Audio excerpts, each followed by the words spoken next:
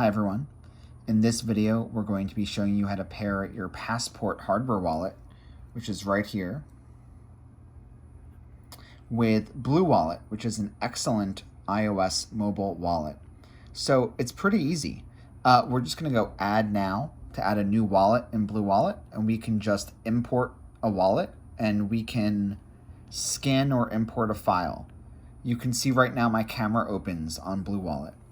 We're going to take Passport, and we're just going to go down to Settings, Pair External Wallet, and you can see here we have a list of all of the popular wallets that support PSBTs, and we're going to be making sure that when we ship Passport in the next several weeks, it's going to be really easy to pair with these different wallets with just a single click.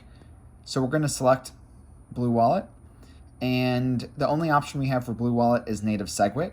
This is the option that's officially recommended by BlueWallet for single sig transactions, and so that's the only thing we're supporting. We'll likely remove this screen to just support it by default, because for most users, they're just going to want to use native SegWit, and they might not understand the difference between SegWit, legacy, and so on. So I'm going to click Select, and we are going to be adding a loading indicator and speeding things up, but right now Passport is just prepping the QR code. So there's a QR code. It's pretty dense. We do have the option to resize it into multiple parts, but BlueWallet should be able to scan this.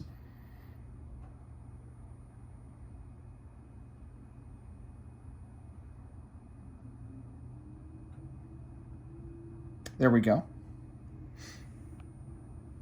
We can do another tutorial video splitting it into multiple parts. So I'm going to put Passport down now.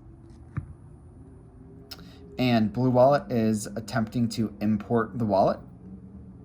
There we are. It's been successfully imported.